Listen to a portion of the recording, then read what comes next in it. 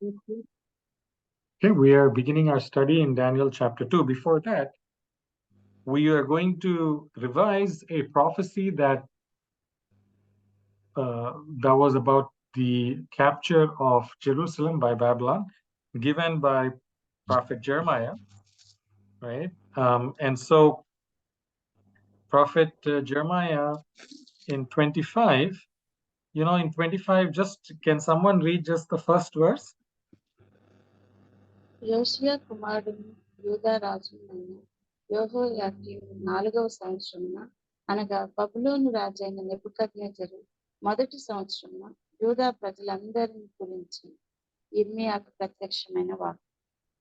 Yeah, and so Jeremiah was given a prophecy about a capture that is going to take place of Jerusalem, right? That the people of Babylon are going to come, the king of Babylon. And so there is a slight contradiction here that can be seen. That's what it looks like. Here it says which year? In the 4th year of King Jehoiakim, right? Now, if you go to Daniel 1, it says what? It says in the 3rd year, right? In Jeremiah, it says in the 4th year this has happened. In Daniel, it says in the 3rd year of that King Jehoiakim this happened. So which one is correct? Whenever we see these apparent differences, apparent contradictions, we have to understand the context, right? And what exactly happened. Those days wars were fought and not one in a day or two. And so this conquest came in the 4th year, right? In the 3rd year, but ended in the 4th year, right? So Jeremiah was given the prophecy about the arrival of అన్న the excuse army. మీ అన్న sorry ఏదో disturbance వస్తుందన్న మీ వాయిస్తో పాటు సరిగ్గా వినిపించట్లా ఇప్పుడు ఆగిపోయింది. Is it okay now? Yeah Okay, thank you. So maybe okay. So is it a little better now? ఇప్పుడు ఆగిపోయింది అన్న కంప్లీట్ గా సౌండ్ రావట్లా. All right. So the apparent contradiction about this is because he was given the prophecy about when the Babylonian army will come in. And Daniel focused on the year in which he was taken back to Babylon, right? So he came here, and Daniel focused on the time when the 3rd year the conquest happened, and Jeremiah focused on captivity. In the 4th year, the captivity took place. You get the point, right? Because Jeremiah's focus was on when will the captivity start and when will the captivity end. So for that, how many years is he given? Can you see from 8 onwards? Jeremiah 25, 8 to 11. సైన్యములకు అధిపతి యెహోవా ఇలాగ సెలవిచ్చుచున్నాడు, మీరు నా మాటలను ఆలకింపకపోతే కనుక నేను ఉత్తర దేశంలోనున్న సర్వజనములను నా సేవకుడైన నెబుకద్నెజరును బబులోను రాజు పిలువనంపించుచున్నాను. ఈ దేశం మీరుకుని నివాసుల మేరకుని చుట్టూనున్న ఈ జనులందరి మేరకుని వారిని రప్పించుచున్నాను. ఈ జనులను శాపగ్రస్తులుగాను విస్మయాస్పదముగాను అపహాస్పద్యముగాను ఎప్పటికీ పాడుగాను ఉండజేసేదని. సంతోషనాదమును, ఉల్లాస శబ్దమును, పెండ్లి కుమారుని స్వరమును, పెండ్లి కుమార్తె స్వరమును, తిరుగటి రాళ్ల ధ్వనిని, దీపకాంతిని వారిలో ఉండకుండా చేసేదని. ఈ దేశమంతయు పాడుగాను నిర్జనముగాను ఉండదు. ఈ జనులు 70 సంవత్సరములు బబులోను రాజునకు దాసులుగా ఉండదు. యెహోవాకు ఇదే 70 సంవత్సరములు గడిచిన తర్వాత వారి దోషములను బట్టి నేను బబులోను రాజును ఆ జనులను కల్దీయుల దేశమును శిక్షించును. ఆ దేశము ఎప్పుడూ పాడుగా నుండినట్టు నియమించును. Right. So 70 years, at this point of time, Nebuchadnezzar, when it's very interesting, Jeremiah was given this prophecy about 20 or 22 years before the thing took place. By that time, Nebuchadnezzar was not even the king. Nebuchadnezzar's father was the king. Nebuchadnezzar was probably just born during that time, right? And Nebuchadnezzar, in his young days, he took over. And so Jeremiah named him. And of course, in those days, Nebuchadnezzar was not just a name, but it was like a title. Nebuchadnezzar 1, Nebuchadnezzar 2, Nebuchadnezzar 3, like that. So like Caesar, Julius Caesar, Octavius Caesar, like that. Nebuchadnezzar was a very famous title. So the king of Babylon will come, Nebuchadnezzar will come and then take away this 22 years ago itself, he mentioned that. And he also mentioned that 70 years you will be captive in Babylon, right? And exactly after 70 years, another empire came. And when that empire came, in the first year of that empire, Cyrus sent the Jews back to Jerusalem to go and start rebuilding their temple in Jerusalem. The 70-year period has ended. Okay? All right. So even Isaiah gave that prophecy. So I just wanted to reiterate that even this part, the Old Testament prophecy about an Old Testament event, right? Jeremiah, 20 years ahead, he already predicted this. And so now, after Daniel and his friends received, how many years of training did they receive? 3 years. Before they went to the king? 3 years of 3 years. training they went, right? Now, one day something very strange happens. Okay, so let's read that. It's again part of a story, so we will read that. Yeah, someone please read from 1 to 3. Daniel. Daniel 2, 1 to 3. Yeah. నెబుకద్నెజరు తన ఏలుబడి యందు 2వ సంవత్సరం కలలు కని అందుని గురించి ఆయన మనసు కలతపడగా ఆయనకు నిద్ర పట్టుకునేది. కాగా రాజు తాను కనిన కలలను తనకు తెలియజెప్పుటకై శకునగాండ్రను, గారడీ విద్య గల వారిని, మాంత్రికులను, కల్దీయులను పిలువనంపుడని ఆజ్ఞ ఇయ్యగా వారు వచ్చి రాజు సముఖమున నిలిచారు. రాజు వారితో, నేనొక కల కంటిని, ఆ కల భావం తెలుసుకొనవలెనని నేను మనోవ్యాకులం పొంది ఉన్నాననగా. So, the king had dreams, it says, right? God was speaking to Nebuchadnezzar through a dream, right? In those days, these kings, they believed in dreams. They used to have all kinds of sorcerers and magicians. If they did not understand something, they believed, because they had all kinds of pagan gods with them. And so they believed that they were being shown something. Okay, and God used that belief. But in this time, in the second year of King Nebuchadnezzar's reign, Nebuchadnezzar had a dream, many dreams, right? But one such dream, one night, really troubled him. So much so that the sleep left him. Normally, if you're dreaming, sleep is better, but sleep left him. Then the king gave the command, probably in the night, he was so troubled that he called all the magicians, the sorcerers, the Chaldeans, to tell the king his dreams. And the king said to them, I've had one dream, and my spirit anxious to know the dream. And so these people were used to it, right? They knew that such things happen. Maybe it was, he was telling dreams ahead, or some thoughts ahead, and they would interpret, right?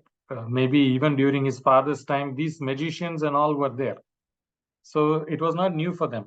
Then the Chaldeans spoke to the king in Aramaic, right? This is from where the Aramaic portion of the book of Daniel begins, right? And so what do they tell? What do the magicians tell the king? Please, 4 and 5, 4 to 6, please, someone. కల్దీలు Syria భాషతో ఇట్లనిది, రాజు చిరకాలము జీవించును గాక, తమరి దాసులకు కల సెలవీయుడి, మేము దాని భావమును తెలియజేసేదము. రాజు, నేను దాన్ని మరచిపోతుని గాని కలను దాని భావమును మీరు తెలియజేయని ఎడల మీరు తుత్తునీయులుగా చేయబడదురు, మీ ఇండ్లు పెంటకుప్పగా చేయబడును.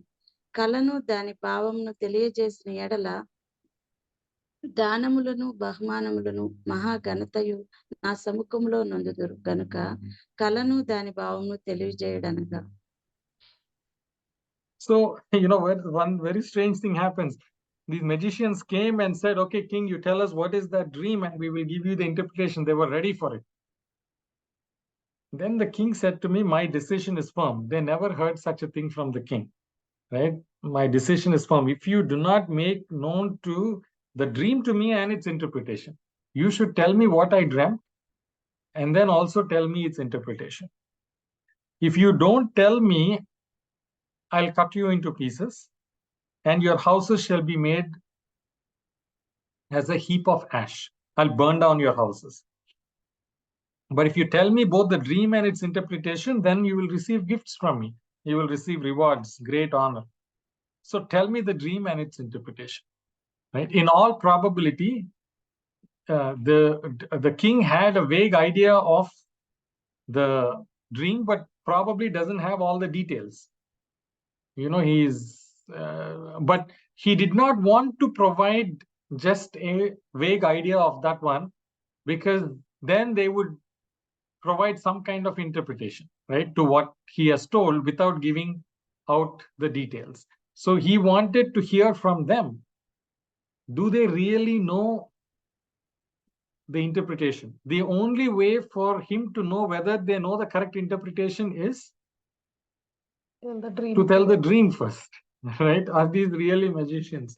So, okay, so what happened? From 7 to 9, please. రాజు ఆ కలను తమరి దాసులమైన మాకు చెప్పిన ఎడల మేము దాని భావమును తెలియజేసేదమని మరలా ప్రత్యుత్తరం ఇచ్చిరి. ఓ, అందుకు రాజు ఉత్తరమిచ్చి చెప్పినది ఏమనగా, నేను మరచి ఉండుట మీరు చూచి కాలహరణము చేయవలెనని మీరు కనిపెట్టుచున్నట్లు నేను బాగుగా గ్రహించుచున్నాను. కాలము ఉపాయముగా గడపవలెనని అబద్ధమును మోసపు మాటలను నా ఎదుట పలుక నిర్దేశించి ఉన్నారు. మీరు కలను చెప్పలేకపోయిన ఎడల నేను చెప్పిన మాట ఖండితము గనుక కలను నాకు చెప్పుడి, అప్పుడు దాని భావమును తెలియజేయుటకు మీకు సామర్థ్యం కలదని నేను తెలుసుకున్నాను. అందుకు కల్దీయులు Go ahead. Yeah, please read 10 and 11 also. Yeah. అందుకు కల్దీయులు ఇలాగు ప్రత్యుత్తరం ఇచ్చిరి, భూమి మీద ఏ మనుష్యుడును రాజు అడిగిన సంగతి చెప్పజాలడు. ఏ చక్రవర్తియు అధికారియు శకునుగాని యొద్దను గారడీ విద్య గలవాని యొద్దను కల్దీయుని యొద్దను ఇట్టి సంగతి విచారింపలేదు. రాజు విచారించిన సంగతి బహు అసాధారణమైనది. దేవతలు కాక మరెవరునూ ఈ సంగతి తెలియజెప్పజాలరు. దేవతల నివాసములు శరీరుల మధ్య ఉండవు కదా.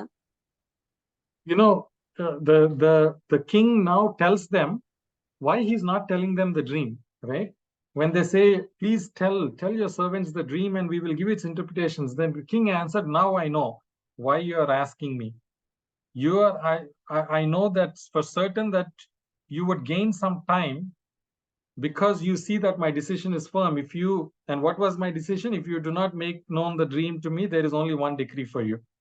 For all of you have agreed to speak lying and corrupt words before me. Right? So I know for sure right now that, you are simply buying some time by telling me that, by asking me, keep on telling, so that you are trying to make up some sort of an interpretation in your mind because of this. And I know that because there is only one outcome for them if they don't tell. What is the outcome? They will be put to death. So I don't want your interpretation anymore, because they will simply come up with some interpretation, and I know that that will be false. The only way that the correct interpretation is that, therefore you tell me the dream and I shall know that you can give me its interpretation. I don't want any explanation from you.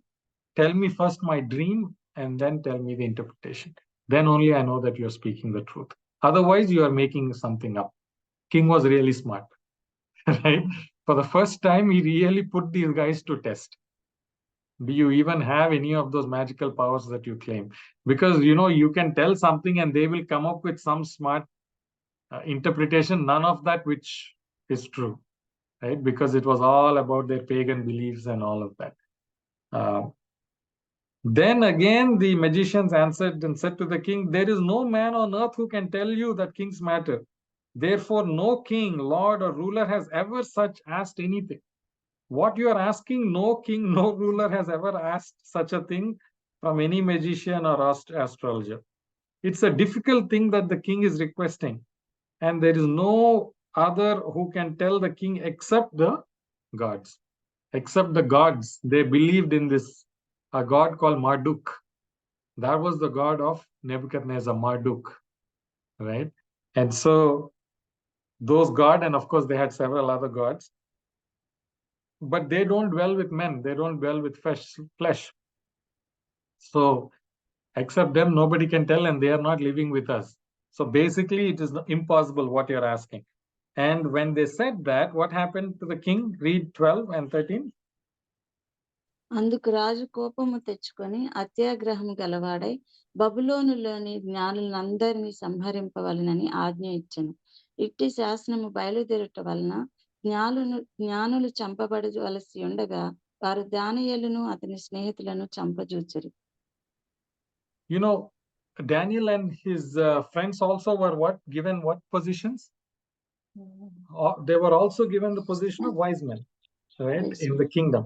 And what was the decree? He was so angry and he said, command not only to destroy all the people who were in front of him, but destroy all the wise men of Babylon. That is how angry he was. Can you imagine? Why would he do that? Where can he get magicians and wise men again? Right? Just because of a dream. So there was something about that dream that troubled him so much that no matter what the cost, he wanted to know it. And he did not want to hear the words that we cannot do it. And, the moment he heard it and they are unable to tell them, he was just so angry. And so put everybody to death, including Daniel and his 3 friends. And so we do not know how many people they killed, but they reached the house of Daniel and his companions to kill them also. Right? And so now Daniel, what does Daniel do? He does something with the guidance of God. Let's go to 14 to 18. From 14 to 18. అప్పుడు దానియేలు బబులోనులోని జ్ఞానులను చంపుటకై బయలుదేరిన రాజ దేహ సంరక్షకుల అధిపతియగు అర్యోకు దగ్గరకు పోయి జ్ఞానయుక్తముగా మనవి చేసెను. రాజునొద్ద నుండి ఈ ఆజ్ఞ ఇంత త్వరితముగా వచ్చుట ఏమని దానియేలు రాజు యొక్క అధిపతి అయిన అర్యోకు నడగగా అర్యోకు ఆ సంగతి దానియేలునకు తెలియజెప్పెను. అప్పుడు దానియేలు రాజు సన్నిధికి పోయి స్వప్న భావమును తెలియజెప్పుటకై తనకు సమయము దయచేయమని రాజును బ్రతిమాలెను.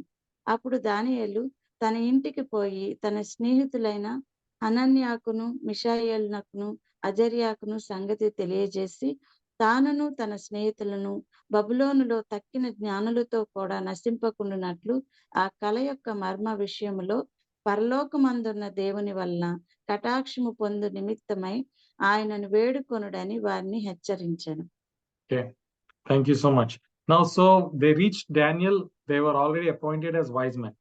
Now, there is another thing that probably you might have noticed, another apparent contradiction between the first chapter and the second chapter. The second chapter in his dream came in which year of the king? Fourth year. No, in the second chapter, first verse. See the first verse of the second chapter. Third year. రెండవ సంవత్సరం. Second year. In the second year of Nebuchadnezzar's reign, he got the dream, right? But how many years of training did Daniel have? 3 years.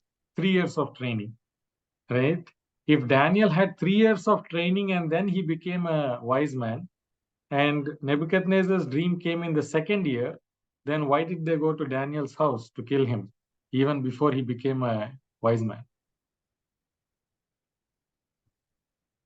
You get it? Right?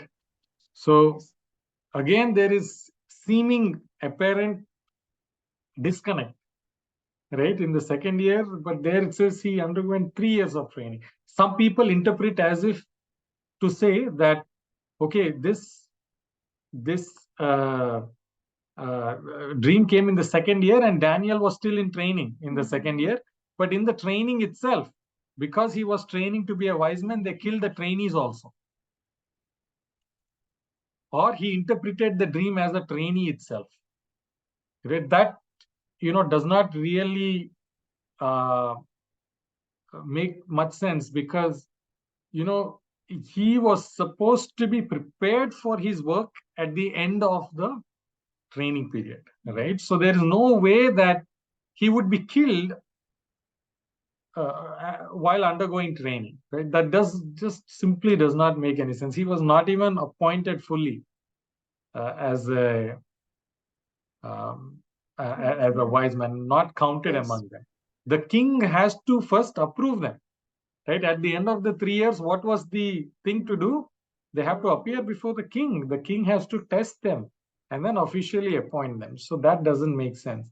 What makes sense is the way this one happens, the conquest, happened in a certain year where Nebuchadnezzar went to Babylon and then brought the people, and that was year 1, right?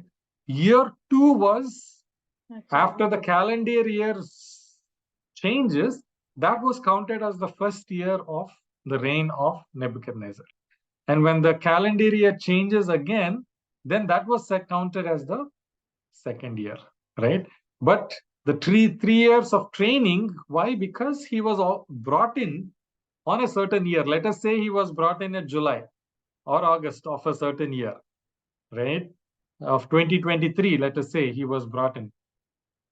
That is year 1, as far as Daniel's 3 years of training is, because his training started right then. And then it was 2024, 2025 at the end of it. That was the training period, right? And this was not very uncommon in those days to count year, even partial ones, as that year. For example, like Jesus, the time that he was on the cross, it says 3 days, 3 nights, right? If you count, it is not like that, right? So they used to count that one as a complete year, right? Complete day or a complete year, although it was partial. So that is there in the way in those days, in the olden days, that they used to keep a record of events. So some writers used to write it like that. But when you are counting the number of years in which a king has reigned, right, here, because it's the official record, it started from when you have a complete year, one full year. So 2024 was the first year, 2025 was the second year. But 2025 was the third year for the trainings of Daniel. So both of them match that way, right? So there is no contradiction in the Bible.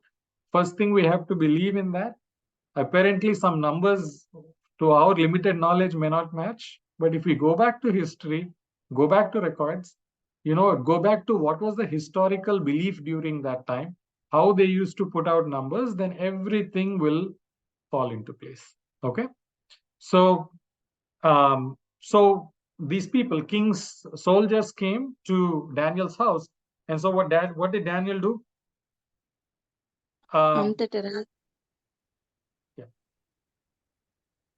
Then with counsel and wisdom, Daniel answered the chief who came there, Arioch, the captain of the king's guard, who had gone out to kill the wise men of Babylon. And he answered and said to Arioch, the king's captain, why is this decree of the king so urgent? Why do you have to do it right now? And, Daniel had favor with everybody. Everybody liked Daniel.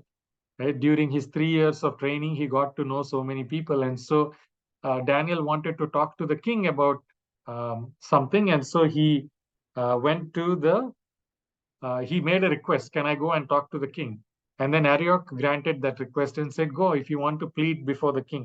So Daniel went before the king and just asked him, can you please give me some time? I did not have the opportunity.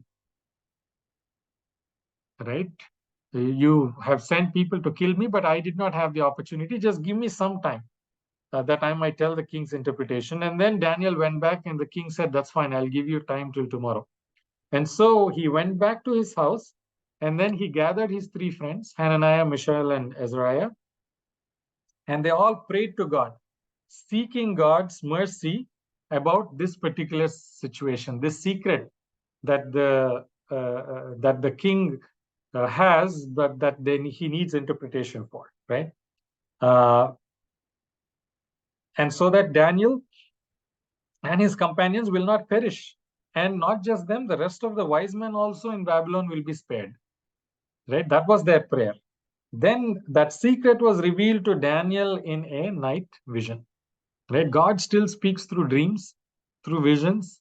In this particular case, God, why did he have to give that dream directly to Nebuchadnezzar and not to Daniel, and Daniel tell to Nebuchadnezzar? You know, the impact was not supposed to be on Daniel. The impact was supposed to be on Nebuchadnezzar. There is no way Nebuchadnezzar would believe Daniel if it was given to him and then he went and made known to the king. In fact, he would have killed Daniel. Right? That such was the interpretation. And so God gave this interpretation directly to the person who will be affected. So Daniel blessed the God of heaven after he gave him that same dream and then explained to him in that night. So what did he say? A beautiful song of praise from 20 to 23. Yeah. అంతట రాత్రి యందు దర్శనము చేత ఆ మర్మము దానియేలునకు బయలుపరచబడిన గనుక దానియేలు పరలోకమందున్న దేవుని స్తుతించెను. ఎట్లనగా దేవుడు జ్ఞాన బలములు గలవాడు, యుగములన్నిటను దేవుని నామము స్తుతి నొందునుగాక. ఆయన కాలములను సమయములను మార్చువాడై ఉండి రాజులను త్రోసివేయుచు నియమించుచు ఉన్నవాడును, వివేకులకు వివేకమును జ్ఞానులకు జ్ఞానమును అనుగ్రహించువాడై ఉన్నాడు. ఆయన మరుగు మాటలను మర్మములను బయలుపరచును. అంధకారంలోని సంగతులు ఆయనకు తెలియను. వెలుగు యొక్క నివాస స్థలము ఆయన యొద్దనున్నది. మా పితరుల దేవా, నీవు వివేకమును బలమును నాకు అనుగ్రహించి ఉన్నావు. మేము అడిగిన ఈ సంగతి ఇప్పుడు నాకు తెలియజేసి ఉన్నావు కనుక నేను నిన్ను స్తుతించుచు గనపరచుచున్నాను. ఏలయనగా రాజు యొక్క సంగతి నీవే మాకు తెలియజేసేదవని దానియేలు మరలా చెప్పెను. Amen. Thank you. Blessed be the name of the God forever and ever, for wisdom and might are his, and he changes the times and seasons. He removes kings and raises up kings. Why especially this particular way of giving thanks? Because this dream concerns what? About God's control over times and seasons. God's control over removing kings and raising up kings. And he gives wisdom to the wise and knowledge to those who have understanding. Isn't it strange? He gives wisdom to the wise. Why don't wise need wisdom? Wise is not always wisdom.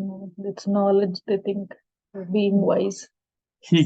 He gives the wisdom to the wise. You know, wisdom to the wise means only the wise will ask for wisdom. You get the point? It's not that, you know, we already have wisdom, but we are willing to seek wisdom. Only the wise will seek wisdom, you know. So that in that way, he gives wisdom to the wise. Anybody who is willing and open to receive wisdom. And he gives knowledge to those who have understanding. If I already have understanding, why do I need more knowledge, right? Which means my heart is open to receive knowledge, right? Because if he gives knowledge to those people who are closed, you know, what is the point? They don't absorb it. And so when we are ready, you know, with an open mind, with an open heart, That's when we get wisdom and knowledge, right? And he reveals for such people, only he reveals deep and secret things. Even today, when we are studying the Bible, right? Why is it sometimes some people just read the Bible, the same verse, they just glance through, have no deep understanding of it. Same verse, somebody else reads through, has a very deep understanding of it. Same verse, same level of reading and same age group, same ability to absorb and all. It's just that one is willing, one is not willing. One is wise to want to understand, one does not want to understand. Right? That's why there is so much difference in reading and studying. Right? God invites us to study His word. Right? Reading it, we don't get that deeper understanding. Right? Again, I don't want to digress, but we saw in the story of Jesus, we saw the 10 virgins, right? 5 of them plus 5 of them. All of them had oil at the beginning. Oil is the Holy Spirit. And Holy Spirit is the one that inspired God's word. That means everybody knows the Bible, right? But some have extra oil. How is that? What is that then? What is extra oil? Right? Extra oil is additional understanding, deeper understanding of God's word. In the last days, everybody will claim that they know the Bible.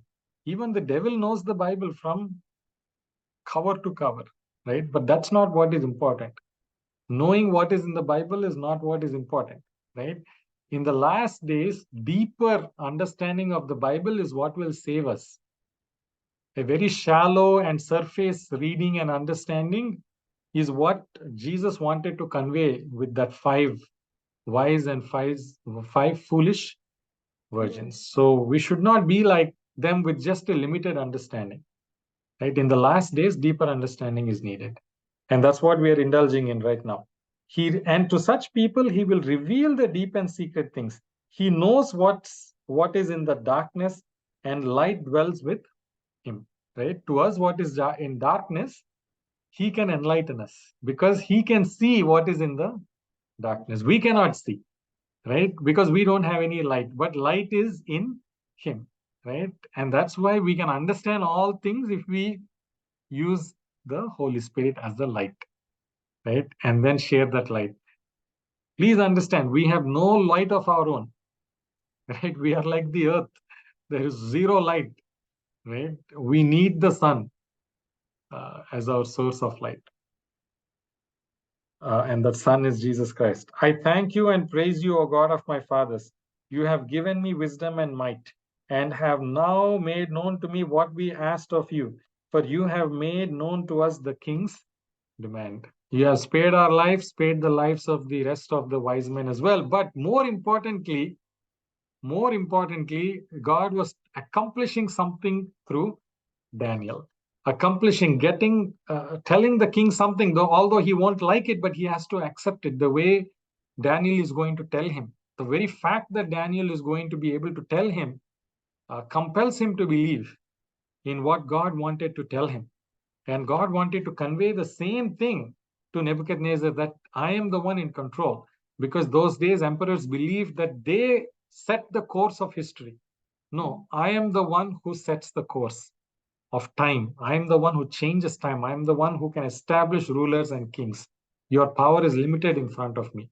That is what he wanted to convey through this dream. And I'm going to convey this, he said. And now what does Daniel do? The next day. Let's read from 24 to 26, please. ఇట్లుండగా దానియేలు బబులోనులోని జ్ఞానులను నశింపచేయుటకు రాజు నియమించిన అర్యోకు నొద్దకు వెళ్ళి, బబులోనులోని జ్ఞానులను నశింపచేయవద్దు, నన్ను రాజు సముఖమునకు తోడుకొని పొమ్ము, నేను ఆ కల భావమును రాజునకు తెలియజేసేదనెను. కావున అర్యోకు రాజునకు భావము తెలియజెప్పగల ఒక మనుష్యుని చెరపట్టబడిన యూదులలో నేను కనుగొంటినని రాజు సముఖమున మనవి చేసి దానియేలును త్వరగా రాజు సన్నిధికి తోడుకొని పోయాను. రాజు, నేను చూచిన కలయు దాని భావమును తెలియజెప్పుట నీకు సఖ్యమా అని బెల్తెషాజరు అను దానియేలును అడగగా, So he went and told the Arioch, please help me. I want to save not just ourselves, but he goes and says, I want to save the wise men of Babylon. I have the dream and I have the interpretation. Can I go before the king? And then Arioch, being a good man, he rushed to the king, and what did he say? He said, I have found one man. Who is he? He's from the captives of Judah. We brought him from Judah a couple of years ago. And he said he can make known to you the interpretation. And then the king answered and said to Daniel, whose name was also Belteshazzar, are you able to make known to me the dream which I have seen and its interpretation? Just to be sure, right? Don't tell me any stories. You have to tell me both, the dream and the interpretation. Yes. So what does Daniel say? Yes, please. 27. All the way till, let's just go up to 30. దానియేలు రాజ సముఖములో ఇలాగ ప్రత్యుత్తరమిచ్చెను. రాజు అడిగిన ఈ మర్మము జ్ఞానులైనను, గారడి విద్య గలవారైనను, శకునుగాండ్రైనను, జ్యోతిష్కులైనను తెలియజెప్పజాలరు. అయితే మర్మములను బయలుపరచగల దేవుడొకడు పరలోకమందున్నాడు. అంత్య దినముల యందు కలగబోవు దానిని ఆయన రాజగు నెబుకద్నెజరునకు తెలియజేసెను. తాము పడక మీద పరుండగా తమరి మనసులో కలిగిన స్వప్న దర్శనములు ఏమనగా, రాజా, ప్రస్తుత కాలము గడిచిన పిమ్మట ఏమి జరుగునో అనుకొని తాము పడక మీద పరుండి మనోచింత గలవారై ఉండగా మర్మములను బయలుపరచువాడు కలగబోవు దానిని తమరికి తెలియజేశాను. ఇతర మనుషులకందరికంటే నాకు విశేష జ్ఞానం ఉండుట వలన ఈ మర్మము నాకు బయలుపరచబడలేదు. రాజునకు దాని భావమును తెలియజేయు నిమిత్తమును, తమరి మనస్సు యొక్క ఆలోచనలు తాము తెలుసుకున్న నిమిత్తమును అది బయలుపరచబడింది. Thank you. So, you know what he was telling, the first thing he says is, what secret you have, when he's talking to the king directly right now, right? Daniel was telling in the presence of the king, the secret which the king has demanded. Whom did you demand? The wise men, the astrologers, the magicians, soothsayers. None of them can declare to the king. You know why he said this? The magicians and the astrologers that were there before you yesterday, that came here, were telling you that nobody can interpret them. Nobody can comply with your request. And he's telling they are not wrong. They are right. Because after this, he did not want him just to retain Daniel and then kill the others. You get my point? Right? So he was saying they are not wrong. Nobody can do this. First thing, let me tell you. Right? So, but there is a God in heaven. Right? I believe they told you that only the gods can do it and they don't live among us. But there is a God in heaven. There is a God in heaven, right? There is a God in heaven who reveals secrets, and he has made known to you, King Nebuchadnezzar, what will be in the later days. Your dream, the visions of your head upon your bed were these. As for you, O king, thoughts were coming to your mind while you're on your bed about what would come to pass after this, right? This is the general belief, right? That sometimes in your bed, when you're thinking about something, do you sometimes have dreams about it? Does it work like that? Did it ever happen to you? Yes, brother. Yeah. So same thing for Nebuchadnezzar. Nebuchadnezzar, for some reason, in that night, you were having some thoughts. What were thoughts came to your mind? About what will come to pass after this, what is going to happen in the future. And he who reveals secret has made known to you what will happen in the future.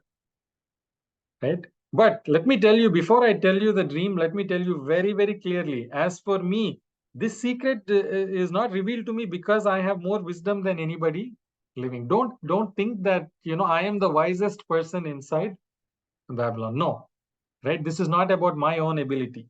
But for our sakes, who made known the interpretation to the king, and that you may know the thoughts of your hearts, right?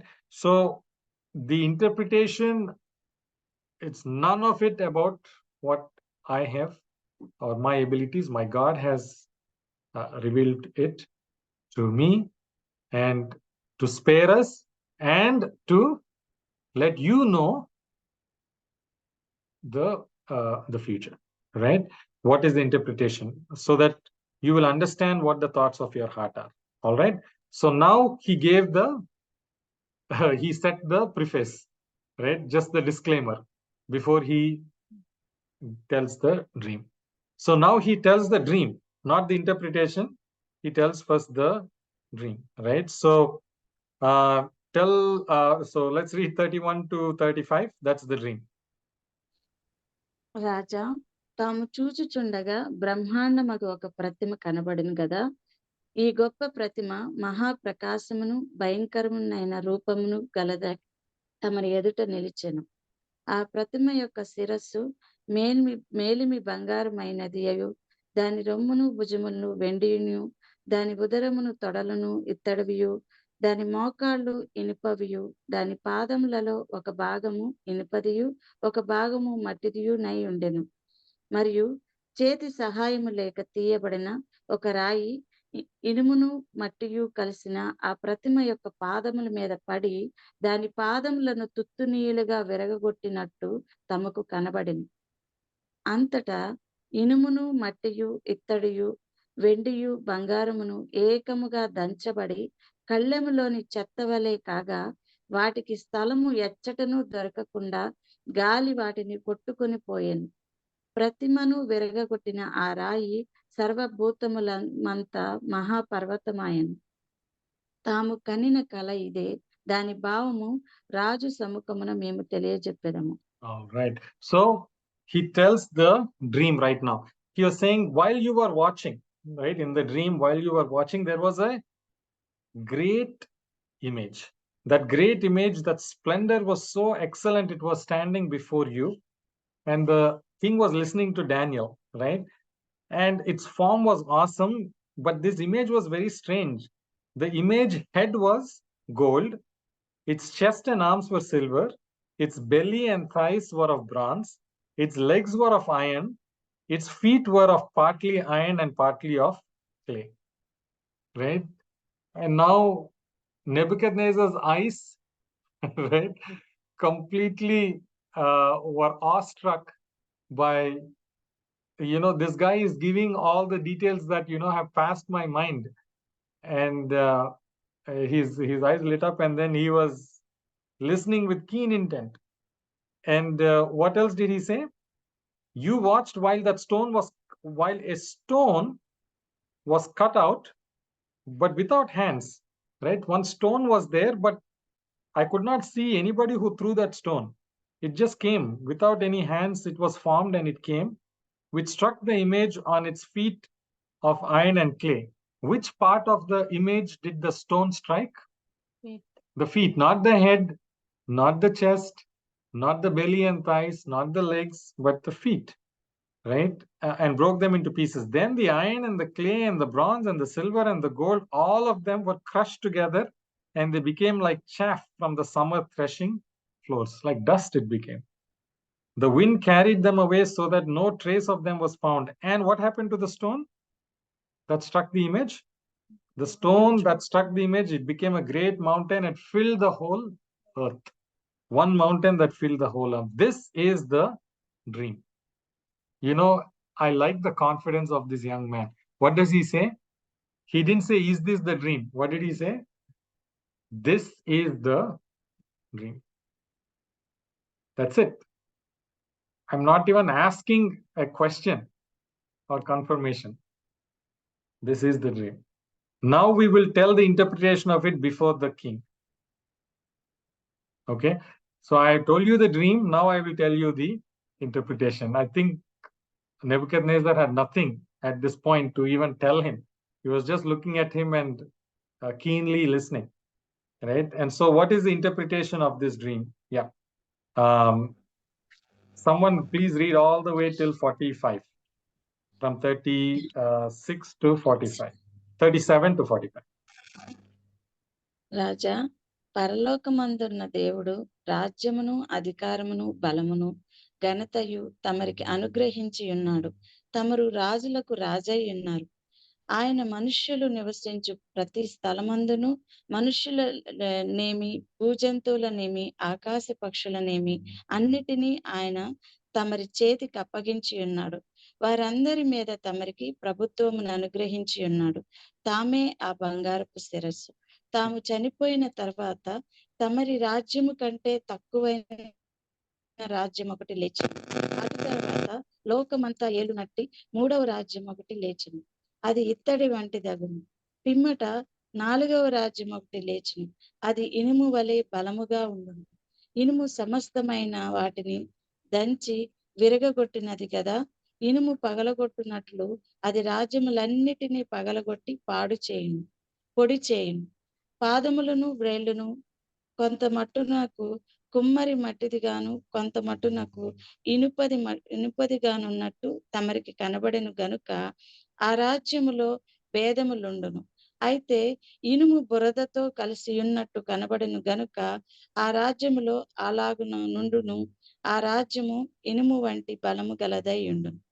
పాదముల వ్రేళ్లు కొంత మట్టునకు ఇనుపవిగాను కొంత మట్టునకు మట్టివిగాను ఉన్నట్లు ఆ రాజ్యము ఒక విషయములో బలముగాను ఒక విషయంలో నీరసముగాను ఉండదు.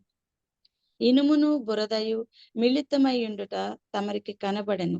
అటువలే మనుష్య జాతులు మిళితములై ఇనుము మట్టితో అతకనట్లు వారు ఒకరితో ఒకరు పొసగకయుందురు.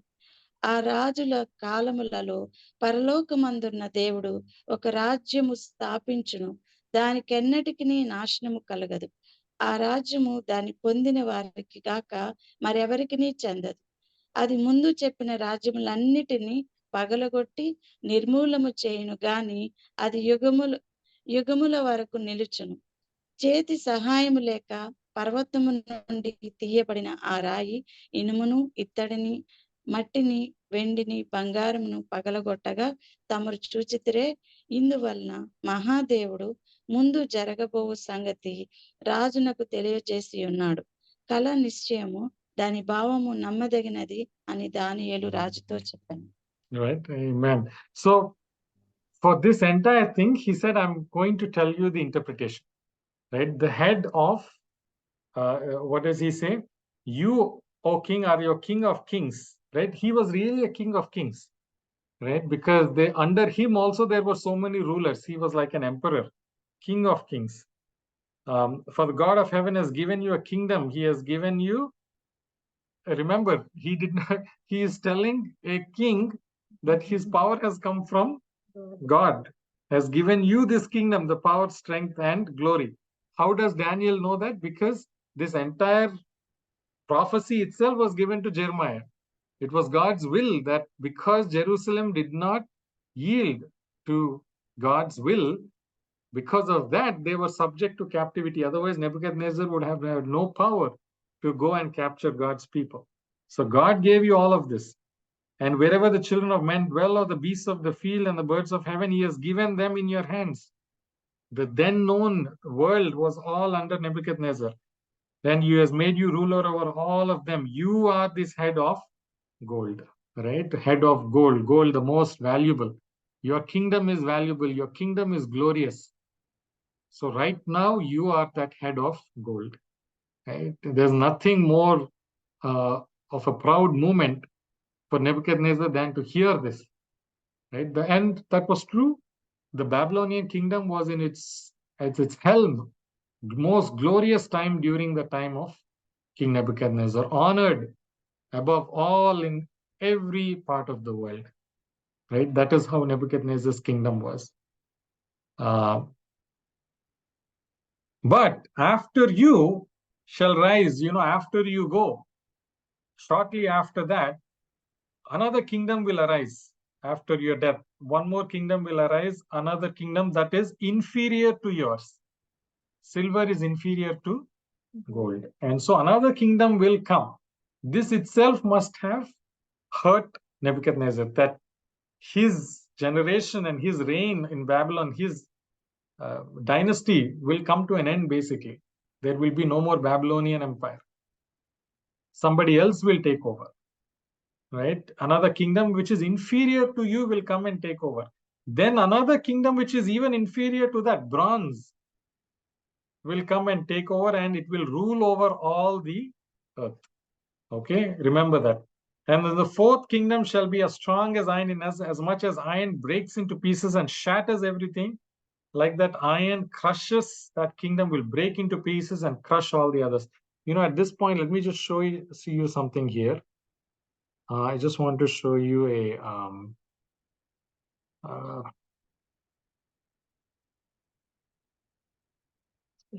please let me know if you can see my screen.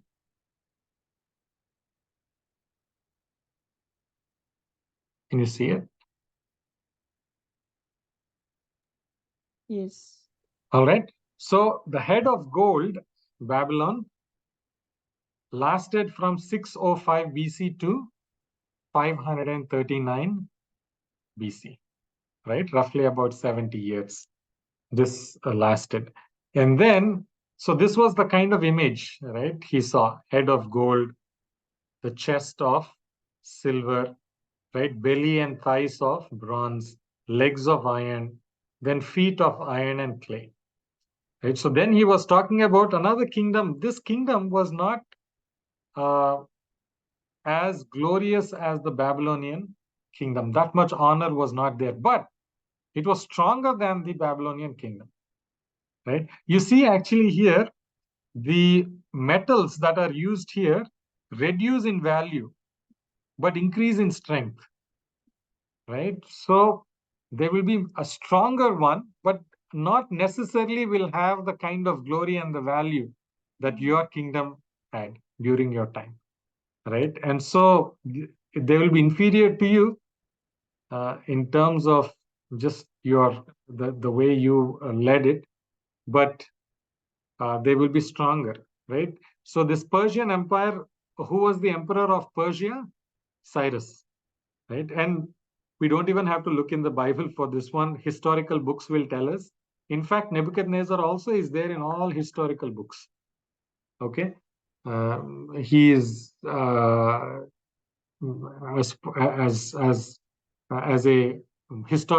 a king in history of Babylon, head of gold. And then Persia was ruled by Cyrus, Emperor Cyrus, right? From 539 to 331 BC, it was Cyrus, Persia. Medo-Persia, Medes and Persians together ruled. And we'll come to that. But then the thighs of brass or bronze, Greece. Here it tells something. Then a third kingdom of bronze, which shall rule over all the earth. During Greece, right? Who was the emperor of Greece, who literally ruled over all the earth? Alexander, right? And so much so that they gave him a title, Alexander the Great. They used to call him Alexander the Great, right? Because his empire was so vast. And when did he give this interpretation? In 605, he gave this interpretation about 300 years later. That a kingdom will come and they will rule, and he will rule over all the earth. Alexander's rule came from Greece, Europe, all the way, almost till India he came. Right? So that was how vast his empire was, literally undefeated. As he was going with lightning speed. Right? In fact, the same interpretation was also given to, was also shown later to Daniel, and then in Revelation with beasts, right? With a lion, with a bear, and third one was shown with a leopard, right? The leopard represents Greece, right? What is a leopard known for? Speed, like a cheetah. Leopard also is known for its speed, right? So that is the speed at which Alexander went through and conquered so many nations. He will rule over the earth. The fourth kingdom should be as strong as iron. What was the fourth kingdom? After Greece, what came? Rome. Right now we are looking back, so we know the history. At that point, They don't know. he did not know which kingdom, but he knew that there will be kingdoms coming after. Right? Because formally there was no Roman kingdom those days. Right? It was going to form later on. But a kingdom will come which was so strong that what will it do? Strong as iron, so much so as iron breaks into pieces and shatters everything and crushes. The rule of Roman government was called the iron rule. Because they used to rule with a rod of iron. This happened, if you can see, in this time only Jesus came, during this time. Right? And so they were so cruel. The Romans were very, very cruel people. They used to crush any rebellion. They did not believe in giving justice or anything like that. Right? They dealt very, very harsh. And even after Jesus died and ascended, the way they persecuted Christians was like dealing with an iron fist. Right? We say dealing with an iron fist. Cruel, no mercy, crush any rebellion. Very cruel forms of punishment. In Rome, they used to have these gladiators. They used to have games, enjoy those games to see people being killed. Such was the cruelty. Right? Iron crushes everything, breaks into pieces. Like that, their rule was. Then you saw what? Feet and toes, partly of clay and partly of iron. After 476 AD, right, what happened was, in history, if we see, Rome was not united anymore. All the countries in Europe that we are seeing right now, that was all the Roman Empire at one point of time. Right? And Christianity was spreading during that time there also. Rome was not just a small city, it was a Roman Empire. Right? And so that those kingdoms, small kingdoms that were divided, what those small kingdoms were? This division took place during this time. Between 351 and 476. In 476, it was finalized. It started in 351. And 10 different tribes or groups or kingdoms came about. The Lombards, Franks is France, right? Ostrogoths, Visigoths, the Burgundians, Suevi, Heruli, Vandals, Alemanni is Germany, and the Saxons, right? Now we don't use these names anymore. These were ancient names, but you can look up any of these names. These 10 came during that time. And in the later prophecies, we again see that 3 of these kingdoms were uprooted. And we will see, we will see the horn that Daniel sees and all of that. Why 3 becomes 1, they are uprooted. Out in the place of the 3, 1 comes, right? And it's a little horn. We'll see all of that. But this has proved true. But the remaining nations are still traceable, right? If you remove those 3 also, the other 7 are still there. What are those? Today they are called Italy, France, England, Netherlands, Spain, Portugal, and Germany. Right? 3 of them vanished, right? Completely disintegrated out of the face of the earth. But these are still there, right? So, but during that time, the feet of iron and clay, because both feet put together, how many toes will be there? 10 toes will be there. So 10 toes are 10 kingdoms, right? So, but why were they represented using feet of iron and clay? Why not iron? They all came from Europe. Iron and clay. Here he actually tells the reason also. The toes, the feet were partly of iron and partly of clay. So the kingdom shall be partly strong and partly fragile, right? So not all of them will be as strong as the Roman Empire. Some strong, some weak. But also, very, very importantly, as you saw iron mixed with ceramic clay, they will mingle with the seed of men, but they will not adhere to one another, just as iron does not mix with clay. Can you mix iron and clay? You cannot. They will not mix, right? They will be living together, but they will not be living in unity. And that was absolutely true. These 10 kingdoms fought against each other so many times. Right? They were going on trying to conquer each other. And so there was absolutely no unity. After the Roman Empire broke up into these 10 divisions, 10 tribes, 10 different smaller kingdoms, there was a lot of conflict during that time, which made them weaker and disunited. Right? And in the days of these kings, the God of heaven will set up a kingdom which shall never be destroyed. Right? Now, between 476 and the second advent, between 476 and now, and maybe future till the second coming of Jesus Christ, what Daniel is telling is these kingdoms will remain. That means Europe will still be there. Yes, these kingdoms are they still there? Italy, France, England, other than 3 of them, all of them are still there. They will remain till the second coming of Christ. And this event that is taking place, that stone that comes from heaven, which is not formed or not cut out by men, which means man has nothing to do with that. So that is a divine event, right? It's a divine intervention that's coming from heaven, not by men, right? Because men have no control over it. They cannot do anything about it. They did not trigger that event. Okay? This is completely divine. We don't know when it's going to happen, but it will happen. He will set up a kingdom which shall never be destroyed, and the kingdom shall be left to other people. But it shall break in pieces and consume all these kingdoms, and it shall stand forever. Right? It also tells us that that will be the outcome of the second coming of Jesus.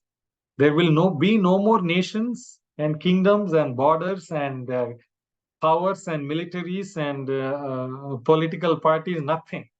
Everything. The most powerful countries to the weakest countries doesn't matter. Everything. That's why it says when it smashed the feet, right? What happened?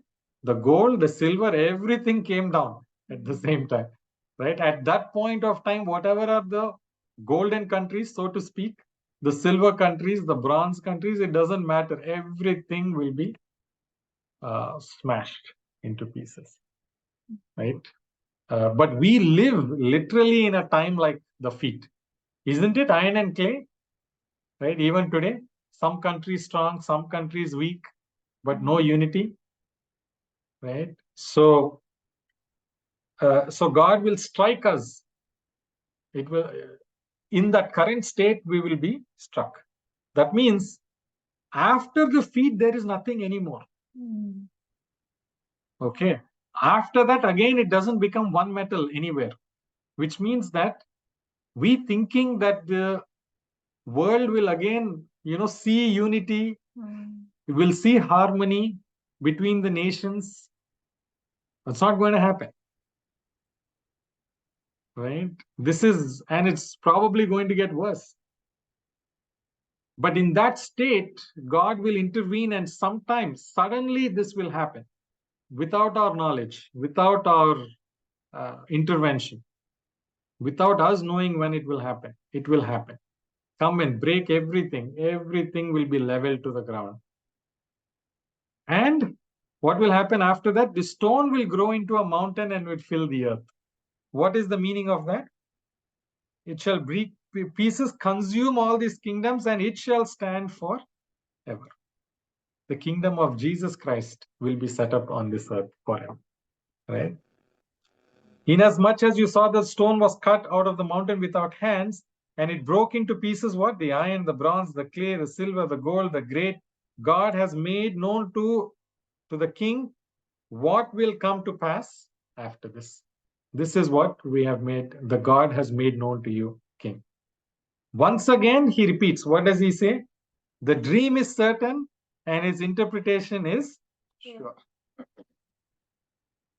Right? I told you the dream and the interpretation also. I have Zero questions in my mind whether this is the dream or whether this is the interpretation. The dream is certain and its interpretation is sure. That is how confident I am in what God has interpreted to me about your dream. This guy brought as a captive from Judah, talking to the emperor of the world. Right? His confidence and the certainty of the dream and his interpretation, the way he told it to the king so boldly as it is, right? What was the reaction of the king? Someone please read from 46 to 49. What did the king do? Imagine అంతట this is the Raju king and he's a slave. But what does the king do? అంతట రాజుకు నెబుకద్నెజరు దానియేలునకు సాష్టాంగ నమస్కారం చేసి అతన్ని పూజించి నైవేద్య ధూపములు అతనికి సమర్పింప ఆజ్ఞాపించను. మరియు రాజు ఈ మర్మమును బయలుపరచుటకు నీవు సమర్థుడవైతివే, నీ దేవుడు దేవతలకు దేవుడును రాజులకు ప్రభువును మర్మములు బయలుపరచువాడునై ఉన్నాడని దానియేలుకు ప్రత్యుత్తరం ఇచ్చెను. అప్పుడు రాజు దానియేలును బహుగా హెచ్చించి అనేక గొప్ప దానములిచ్చి అతనిని బబులోను సంస్థానమంతటి మీద అధిపతినిగాను బబులోను జ్ఞానులందరిలో ప్రధానునిగాను నియమించెను. అంతట దానియేలు రాజునొద్ద మనవి చేసుకొనగా రాజు షద్రకు మెషకు అబేద్నెగోయను వారిని బబులోను సంస్థానం మీద విచారణకర్తలుగాను నియమించెను. అయితే దానియేలు రాజు సన్నిధిని ఉండెను. So what did King Nebuchadnezzar do? To a captive that came from Judah, he fell prostrate before Daniel. Right? Literally, he was lying down on the floor before Daniel. And he commanded that they should present an offering and incense to him. So such things are presented to gods. Right? Offering and incense are presented to gods, to their pagan gods. And he presented that to Daniel. Literally, he was worshipping Daniel. The king answered Daniel and said, truly, Daniel, look at the King Nebuchadnezzar acknowledging not only Daniel, but also acknowledging the one that Daniel acknowledged. The king answered Daniel and said, truly, your God is the God of gods and Lord of kings and a revealer of secrets, since he could reveal this secret to you. The king was not upset or angry with Daniel to tell him something adverse that he probably did not want to hear. Right? That one day his kingdom, very soon his kingdom is going to come to an end.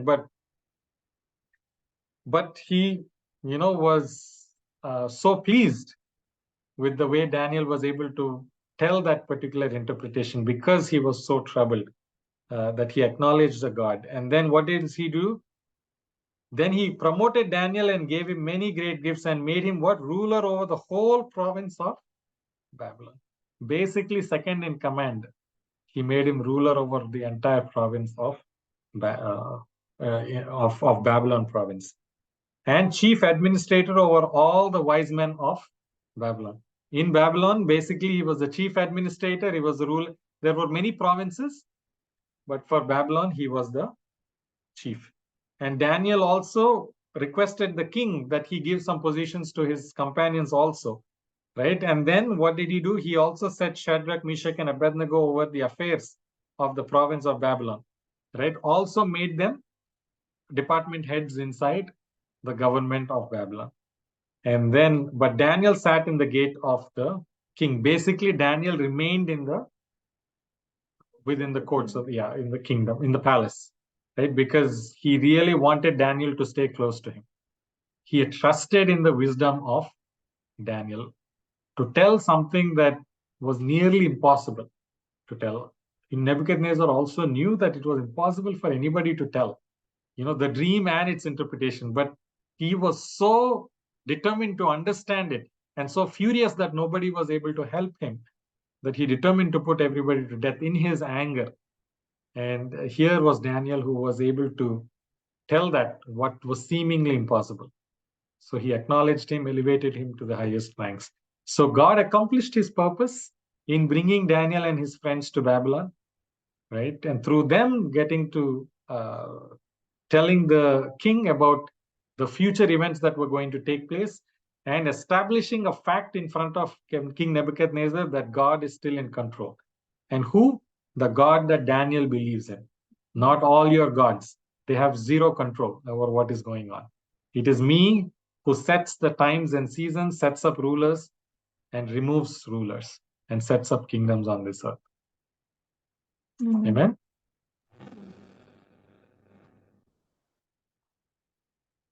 I did not see the time. Good. Yeah. Thank you.